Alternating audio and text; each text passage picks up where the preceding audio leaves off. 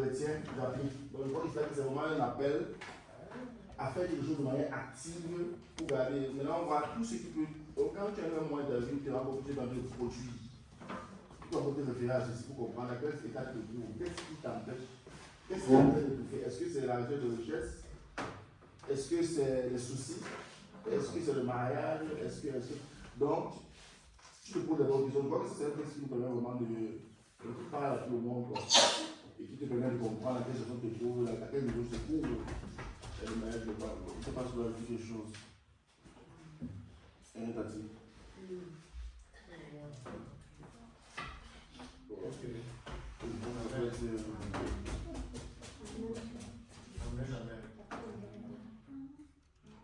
Si vous êtes d'accord, vous pouvez continuer.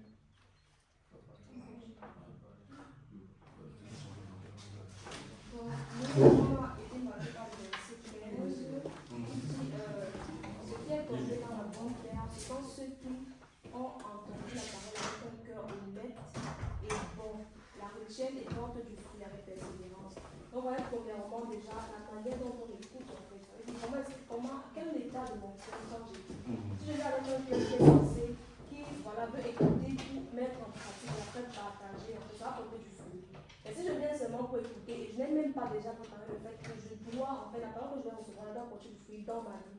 Oh, là, je dois partager après. Ça va juste passer comme ça. Donc, ouais, déjà, premièrement, quel est l'état de mon cœur quand je prends quelque chose? Est-ce que je viens avec l'attitude de quelqu'un qui va me dire que la parole qui vient là doit porter du fruit? Je vais la mettre en pratique et je vais partager également. Et le verset 18 dit que faites donc bien attention à la manière dont vous écoutez, car on donnera à celui qui a, mais à celui qui n'a pas, on enlèvera même ce qu'il croit. Donc, ça rejoignait un peu ce que Jean-Marc disait hier. Quand est-ce qu'on peut partager quelque chose? Et ce qu'il disait, c'était que dès lors qu'on reçoit, on n'attend pas. Je mets en pratique et je partage. Dès lors que je reçois quelque chose, je dois pas attendre d'être folle des enseignements, je ne dois pas attendre ce genre de voilà, ça vient de partout. Mais dès lors que je fais une expérience, dès lors que je reçois un truc, je dois mettre en pratique et je dois partager. Donc, c'était ce que je pour un petit peu. Je crois que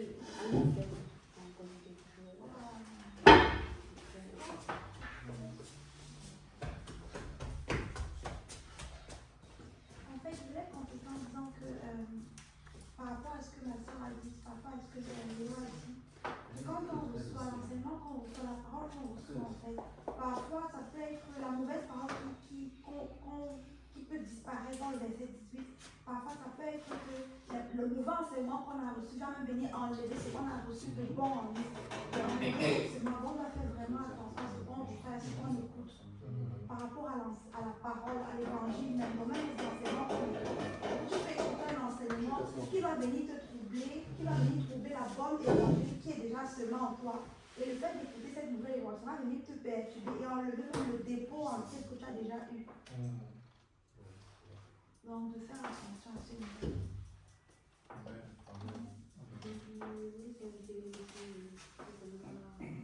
Notre attention s'est attirée sur le fait que lorsqu'on est dans une épreuve, on succombe à la tentation. Et on s'est posé la question, mais pourquoi on succombe à la tentation? C'est-à-dire qu'en fait, la racine, on n'est pas enraciné de nous. Ça veut dire que chaque fois qu'il y aura un péché qui nous appelle pour qu'on puisse se rendre, ou bien une situation difficile et qu'on va dire, ok Seigneur, on ne sait pas là, on va fuir. Ça veut dire que l'enseignement qu'on a reçu là est tombé sur un sol pierreux. Et puis on a dit que quand c'est comme ça, il faut encore nous et se poser les bonnes questions, voir comment changer ça, comment faire, quoi faire. Amen. D'accord, pour ce qui est de notre groupe, nous sommes déjà partis du postulat selon lequel c'est quoi la parole. Parce que bien entendu, il s'agit là de la parole du Seigneur qui se réfère à la parole. C'est quoi la parole? Nous avons essayé de percevoir la parole sous deux angles. D'abord, une guide pour le chrétien et une arme en même temps pour ce chrétien. Et une fois que nous avons identifié ça, on s'est dit la parole pour être effective a besoin de quoi. On a pu, selon ce texte, bien entendu, on a identifié deux facteurs principaux qui sont la disposition du chrétien en lui-même et l'environnement dans lequel il est. Parce qu'on sait que l'environnement peut corrompre ou favoriser l'éclosion de la parole en elle-même. Et puis, on a pu également identifier les typologies de personnes qui reçoivent la parole. C'est-à-dire, parce que une chose est sûre, c'est que l'appréhension que je peux avoir ou la disposition dans laquelle je suis ne peut pas avoir le même effet sur la parole par rapport à celle de Christian ou à celle de Manuela. Donc, on s'est dit bien, d'accord, comme je t'ai dit, il y a la parole au long du chemin de la première catégorie, le rocher, les personnes imperméables, c'est-à-dire l'environnement, ici, elle est rigide. Et on a des épis, c'est-à-dire tu reçois quand même, mais il y a comme un poison, il y a comme quelque chose là, un piquant qui va t'empêcher de pouvoir exercer. Et puis, la bonne terre, ceux-là qui ont les conditions climatiques et tout bien réunies. Voilà un peu plus ou moins comment on a pu approcher ce texte. Je ne sais pas si les autres ont ajouté quelque chose. Alors, je pense que le frère a beaucoup dit presque ce qu'il dit. Je vais quand même poser un petit quelque chose. Jean-Marc a dit qu'il faut aller. C'est-à-dire, on reçoit la parole et puis on va vers les autres. Je pense que le texte aussi nous enseigne aussi dans ce sens-là que le peu que j'ai, n'est-ce pas, je dois développer. Parce qu'on dit à la fin, on donnera à celui qui a. Il y a celui qui n'a même pas, on notera ce qu'il a. Et aussi, ça nous apprend encore quoi. On doit faire attention de l'interprétation que nous avons de la parole de Dieu. Oui. Donc, que nous pouvons encore ajouter. Donc, disposition et environnement, quoi. Environnement de bonnes personnes, quoi. Soyez vraiment bénis.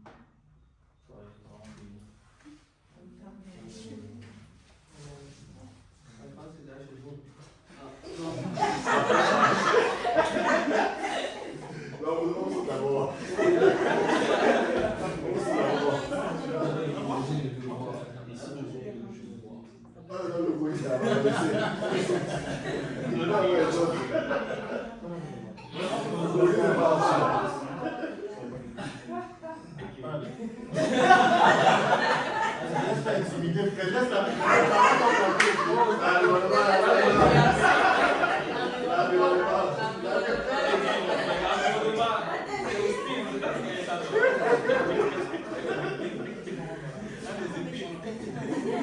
En fait, c'est qu'on a remarqué, c'est la première chose qu'on s'est rendu compte en fait que. Attention, s'il vous plaît. On s'est rendu compte en fait que le semeur, il ne choisissait pas l'endroit où il doit semer. Donc il lançait juste la graine partout. Parce que ça, comme on aussi dit hier, il ne faut pas lancer une graine, il ne faut pas choisir aussi l'endroit, il ne faut pas choisir quelqu'un qui est là prédisposé à comprendre. Même parfois les personnes qui sont pas du tout prédisposées, il faut toujours semer. Donc c'est d'abord ça qu'on a remarqué. Et ensuite, on s'est rendu compte que nous, en tant que disciples, notre priorité, c'est d'abord nous-mêmes de vivre cette parole. C'est un peu ce que les uns et les autres, même nous aussi, on disait, il faut d'abord être cette parole-là qu'on a. On ne peut pas donner à quelqu'un, on ne peut pas donner la parole à quelqu'un tant qu'on ne vit même pas cette parole-là, en fait. Et on s'est rendu compte aussi que ce principe-là d'être, de donner et de recevoir, en fait, c'est toujours vrai. Parce qu'on dit celui qui n'a pas, celui qui n'a pas, ne produit pas de fruits, le peu qu'il a, on va prendre. Et celui qui produit du fruit, on va encore en donner un peu plus. Donc, c'est déjà parce que tu donnes déjà, tu produis du fruit aux autres, qu'on t'en donne encore un peu plus. Et pour pouvoir donner du fruit, il faudrait d'abord être toi-même, il faudrait d'abord. La plante, elle l'est d'abord avant de produire du fruit.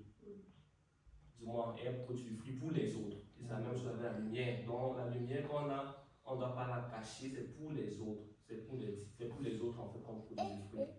Et on s'est rendu aussi compte que le diable, c'est que le diable attaque, c'est la parole. Elle essaie d'attaquer la parole. Elle est même plus consciente de la parole parfois que nous-mêmes. Parce qu'on lance là, elle cherche à voler. Le diable cherche à voler. Il cherche à voler. Donc parfois nous, les chrétiens, on peut parfois mélanger. Ça peut arriver qu'on ne prenne pas vraiment au sérieux cette parole, mais on se rend compte en fait que le diable lui-même prend très au sérieux la parole de Dieu parce qu'il y a une puissance dans la parole de Dieu. Donc on doit faire encore plus attention à la façon dont on prend la parole de Dieu, la façon dont on vit cette parole en fait. Donc je pense que c'est un peu ce que j'ai pu retenir, pendant que les autres veulent ajouter peut-être quelque chose. Justement, on veut aussi ajouter le point sur le verset, je crois 15, là où le Seigneur, lorsque les disciples demandent à Jésus qu'il explique en fait la parole, Jésus leur répond qu'ils ont la priorité de comprendre la parole de Dieu. Par contre, les non-chrétiens, eux, n'ont pas cette priorité-là. Donc, Ce qu'on peut comprendre ici, c'est quoi? En tant que disciple, nous avons cette capacité-là de comprendre la parole de Dieu, de comprendre le fond de la parole. Et les non-disciples peuvent entendre sans comprendre. Donc, on doit être conscient que nous, on a vraiment cette priorité, donc ce privilège de la recevoir, et aider par exemple un autre chrétien avec. Peut-être une dernière chose peut-être pour ajouter à ce qu'on a dit, c'est qu'on se rend aussi compte que vraiment la sémence dans le royaume de Dieu, c'est la parole. Donc ça c'est vraiment marquant parce que on ne sait pas peut-être si nous, si comme Christian tout à l'heure là, si toute personne voit vraiment la parole de Dieu comme une sémence en fait. Donc tout ce que nous on produit dans la vie chrétienne, c'est au travers de la parole. Tout ce qui peut porter le fruit, transformer ta vie, changer, te faire devenir lumière, te faire vivre la vie de Dieu, c'est la parole de Dieu. Donc, et comme Christian s'est dit au point où même le diable guette qu'il ne faut pas que la parole entre dans son cœur et que la parole produise quelque chose. C'est dangereux s'il retient vraiment ce qu'il est en train d'écouter là. C'est dangereux s'il met ça en pratique. C'est dangereux. Donc le diable prend la parole très très au sérieux parce qu'il connaît le pouvoir que cela a dans notre vie. Et donc l'autre chose c'était vraiment la façon de recevoir la parole. La façon de recevoir la parole en fait, c'est que si on reçoit on peut être tous là mais on reçoit la parole différemment. Les gens reçoivent vraiment un cœur honnête, comme il dit là. Il est sincère dans son approche de la parole, il ne cherche pas à interpréter ça pour ses propres intérêts, mais il veut comprendre ce que Dieu veut dire. Et un cœur sincère, il est prêt à laisser que la parole challenge ses pensées, ses idées reçues et ses croyances jusqu'ici. Et il est prêt donc à prendre la parole telle qu'elle est donnée, à la recevoir.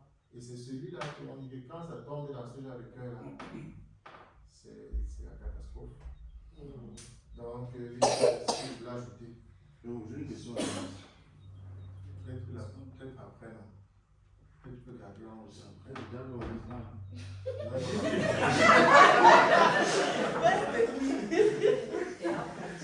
Même la question, même qui ne va pas parler. Il passe à lui, il passe à lui. L'environnement.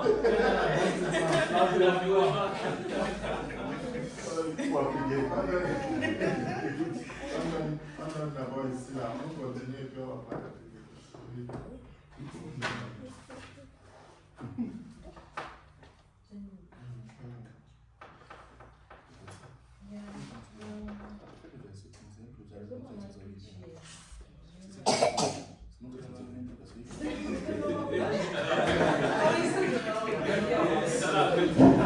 Ici, après, qu'on n'a pas encore bon, moi, je répète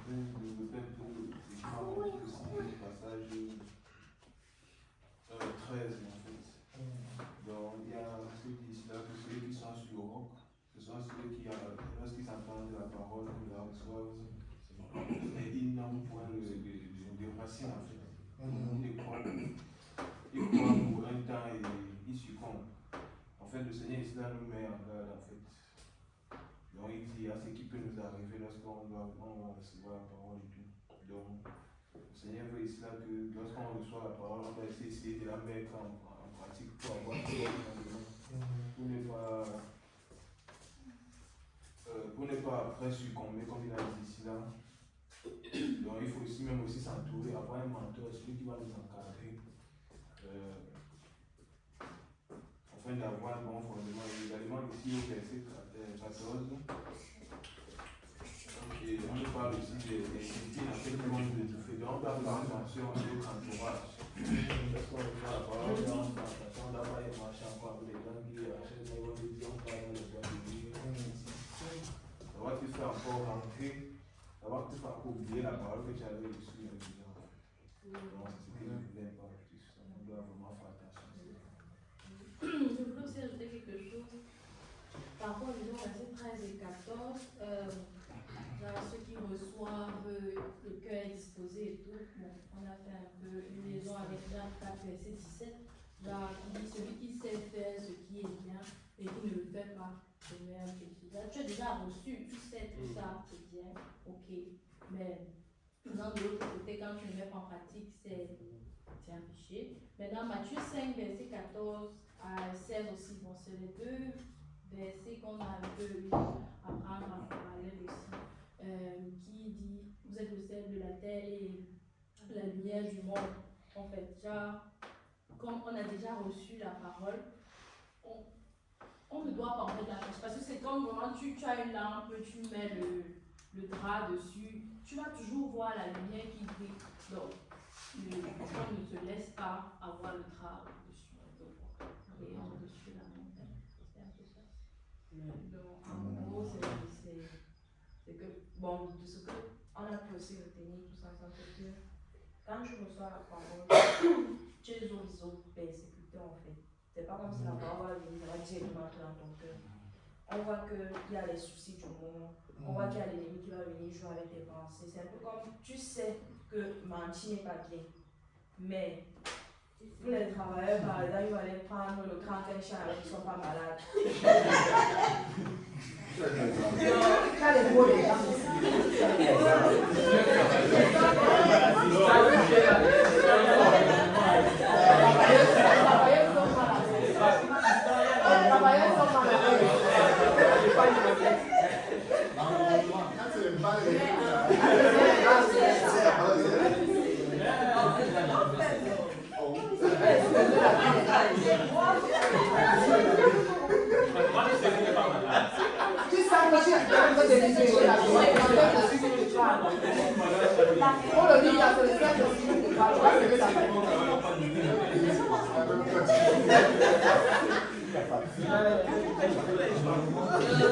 Laissez la parole au bout du Jésus.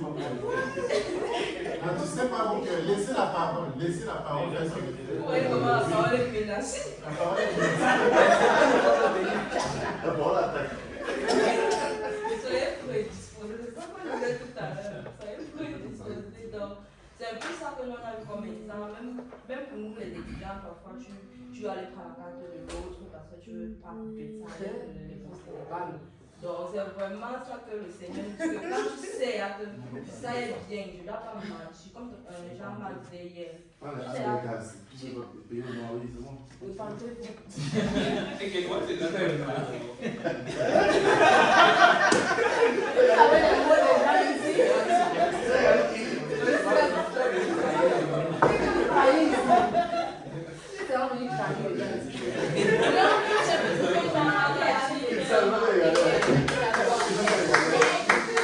Tu vois, par exemple, le témoignage de Jean-Marc, il a dit ceci qu'il a rencontré quelqu'un et il a toujours voulu faire plus ou moins dans le fond. Mais parce qu'il connaît son identité, il sait la vérité et il applique, il dit que non, je ne veux pas faire dans le fond. Et qu'est-ce qu'on voit maintenant, cette influence, cet impact qu'il a eu sur celui qui se disait chrétien. Tu vois que dans quelque part, quand on dit on est la lumière là, si toi déjà tu n'arrives pas à montrer, même je peux, c'est pas forcément pour montrer aux non-chrétiens, mais aussi pour montrer à ton frère chrétien. Moi personnellement, j'ai eu un témoignage avec une soeur que on discutait et puis j'ai lancé une parole sans m'en rendre compte. Donc moi c'était vraiment un truc de normal qui dit ok, tu as pris du poids, donc tu étais bien quand tu avais un peu de poids et tout et tout. Pour moi c'était une remarque normale, mais la soeur m'appelle. Elle s'excuse d'abord du fait d'avoir eu des mauvaises pensées par rapport parce qu'elle sait bien que je n'ai pas dit ça de façon avec une mauvaise pensée, tu vois. Moi j'ai été impactée que mince. Elle s'excuse alors que c'est qui est tout. Donc moi qui reste souvent là, je médite tous les gens et tout et tout. Donc en fait je dois même aussi m'excuser parce que j'ai médité sur leur nom. Tu vois là, l'impact, elle a été cette lumière qui est venue m'influencer. J'étais dans l'obscurité quelque part. Donc, il y a ça en fait que voilà, qui nous a marqué. On a reçu vraiment travaillé en fait. Amen. Ça, c'est il disait qu'il n'avait rien à dire. Vraiment. C'est un peu qui devait parler après. Non, c'est fini.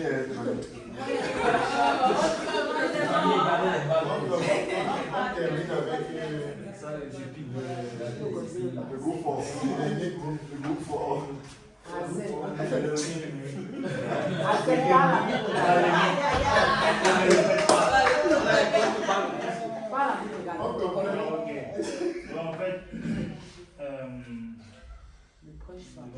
verset 15 nous dit le verset 15, parce que en fait, on s'est presque rendu compte que ça résume un peu toute la parole du Seigneur. Parce qu'ici, je vais lire rapidement, le verset 15 dit: la semence, Bible français courant, la semence qui tombe dans la bonne terre représente ceux qui écoutent la parole et la gardent dans un cœur bon et bien disposé, qui demeure fidèle et porte ainsi le fruit. Donc le verset 15, en fait, qu'est-ce qui m'a marqué? Il m'a marqué la première chose, c'est qu'on parle ici de bonne terre. C'est quoi la bonne terre? C'est quoi la bonne terre? Quelles sont les caractéristiques d'une bonne terre? Et quand on remonte, on se rend compte que la bonne terre, c'est une terre qui ne se laisse pas déposséder par ses biens. Le diable vient, il ramasse, les oiseaux viennent, ils mangent. La bonne terre, c'est une terre qui ne se laisse pas, qui ne se laisse pas sèche. Parce que la seconde terre, c'est la terre qui est sèche. Et que quand la graine entre, les racines sont passées parce qu'elle n'est pas arrosée, donc elle s'arrose la bonne terre. La bonne terre s'arrose. La bonne terre, c'est aussi une terre qui ne se laisse pas distraire. Parce qu'après, il y a les épines. On peut t'enseigner la parole et puis tu te laisses distraire par les épines, par les soucis de la vie, par la recherche de l'argent, par le naga, par les choses comme ça. Et puis après, tu es distrait. Ça, c'est la bonne terre. Ça, en fait, j'ai vu dans le verset 15 et ensuite, on dit sont ceux qui gardent la parole. Dans la bonne terre, tu es déjà une bonne terre, tu as les caractéristiques. Et puis tu gardes la parole dans un cœur bon et bien disposé. Et donc, qu'est-ce qu'un cœur bon et bien disposé? Alors, ça m'a rappelé le passage de la Bible qui dit: garde ton cœur jusqu'à de là proviennent les sources de la vie. Donc, un cœur bon, bien disposé, c'est un cœur qui est propre, c'est un cœur qui est gardé, c'est un cœur qui est regardé, c'est un cœur qui. C'est un cœur, en fait, tu dois prendre soin de ton cœur. Que la parole doit entrer dans ton cœur. C'est là le cœur que le Seigneur veut faire. Et donc, on doit aussi, nous en tant que bonne terre, il ne suffit pas d'être une bonne terre. Il suffit aussi de savoir garder son cœur. Savoir se tenir concentré sur le cœur et puis prendre soin de son cœur. Et ensuite, on a dit qu'il demeure fidèle. Donc, il y a tellement d'ingrédients. Le troisième ingrédient, c'est qu'on doit demeurer dans la fidélité. Demeurer dans la fidélité, c'est-à-dire que continuer. Ça va être un signe fort dans une boucle. Une boucle, être une bonne terre, garder son cœur, demeurer fidèle. Et on repart au-dessus. Donc c'est ça en fait le verset 15 qui nous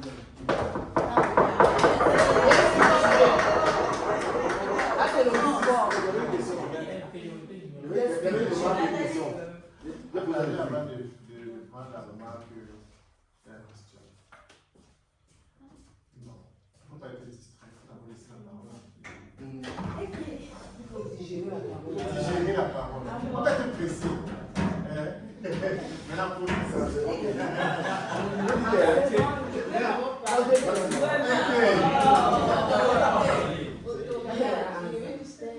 c'est bien beau tout ce qu'on a écouté.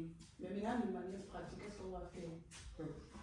C'est là la question. Parce qu'on a dit qu'il faut garder, il faut nourrir, il faut arroser tout ça. On a tous écouté ça, mais comment rentrer demain là? Après, on commence. Tout ça, ouais, a disparu. Maintenant, ce que moi je me dis, il a dit arroser. Arroser, c'est quoi? Le faire chaque jour. Donc, ça veut dire, si je passe une journée, ma journée, je médite ma Bible, je lis ma Bible, je médite. Chaque soir, parce qu'il faut arroser chaque jour. Chaque soir, je me dis, ok, quelles sont ces choses-là que j'ai fait?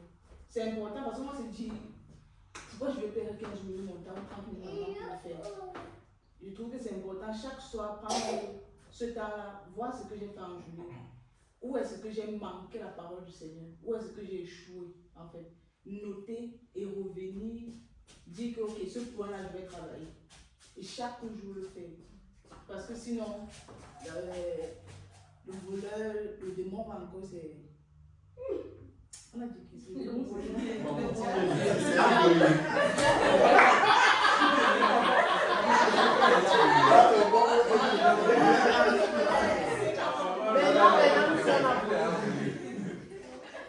C'est sinon, le diable va encore me voler. Ou les soucis de ce monde Parce qu'on me voit les soucis. Quand tu vas rentrer, ici, quand C'est tu vas rentrer, il faut.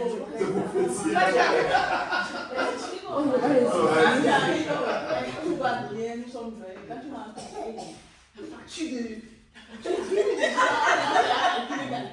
dans les soucis, là, dès que tu vas mettre tes pieds à la maison, ça va te rater. Tout va revenir. Tu ne vas pas te mettre dedans, c'est ça alors. Il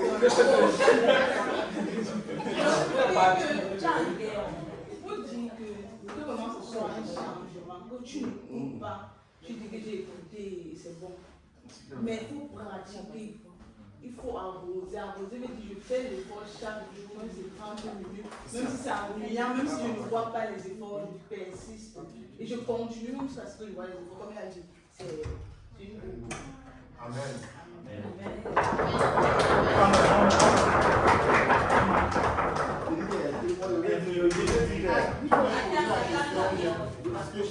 Poser une question, rapidement, on remarque. Pardon, on ferme la faute. C'est comment? Je disais que quand on parle, j'ai remarqué que le diable arrache la parole seulement au verset 12. Et le verset 12 concerne seulement les non-chrétiens. À partir du verset 13, c'est nous qui avons des responsabilités. 13, 14, 15, c'est nous. Ce sont des soucis, c'est nous-mêmes. C'est-à-dire que donc, il faut qu'on accuse le diable, les chrétiens, c'est nous-mêmes. C'est le petit point. Non, je vais dire que là-bas, c'est la remarque. C'est la remarque après la question. Donc, 13, 14, 15, c'est nous-mêmes qui gérons notre cœur. C'est toi, tu as l'influence sur ta vie, comme Nathalie a dit. Donc, juste pour rappeler ce petit temps, le diable là où il est, c'est nous-mêmes. Toi, tu acceptes. Hein? C'est ce qui est bon. En tout cas, il dit seulement qu'on a la puissance ici, là, à partir de verset 13. Tu vois que tu maîtrises. C'est toi qui, Dieu nous, ici, là, le doigt est perdu sur nous. On dit que c'est ceux qui ont laissé, ceux qui n'ont pas. On ne dit pas que c'est le diable vient prendre. La race là n'a aucune force. Le diable vient prendre pour le premier. Non, le 12, il dit que les non-chrétiens. Puisque ceux-là, on les empêche de croire et d'être sauvés. Donc, ce n'est pas les chrétiens là-bas. Donc, à partir du verset 13, sur les chrétiens, et ici, chacun peut influencer. Comme on disait, voilà. La question, c'est vraiment le verset 13, comme Nathalie a dit. Elle demande qu'est-ce qu'il faut maintenant faire, parce que c'est ça, après avoir écouté, comment est-ce qu'on fait pour mettre en pratique.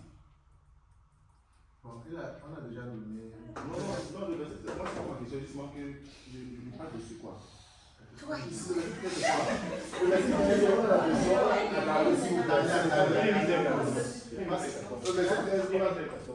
oui, parce qu'on va déjà. Oui, c'est pas bien. Au verset 13, on a l'impression que la personne n'a pas trop le choix, parce que c'est comme c'est un état. Ça veut dire que tu reçois la parole volontairement, mais tu es dans un état qui n'est pas propice. C'est différent de. Donc, comment faire dans le verset 13?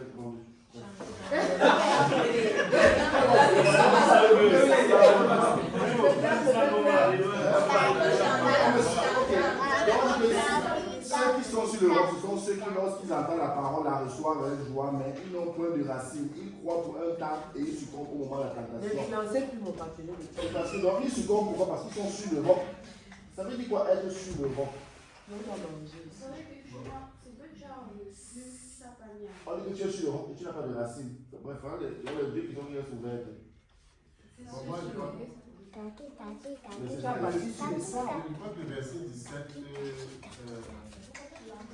le verset 18 par exemple, je vois que c'est un bon. Ça dit donc, faites donc attention à la manière dont vous écoutez. Faites donc attention à la manière dont vous écoutez. Puisque la sémence, c'est la parole.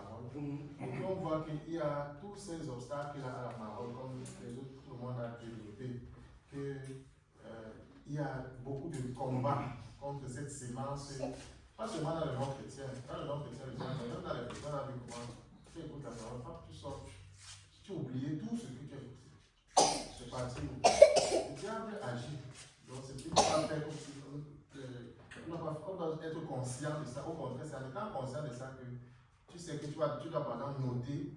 Donc quand tu parles, elle parle beaucoup de mémoriser. Tout ça là, c'est pour que tu gardes. Donc.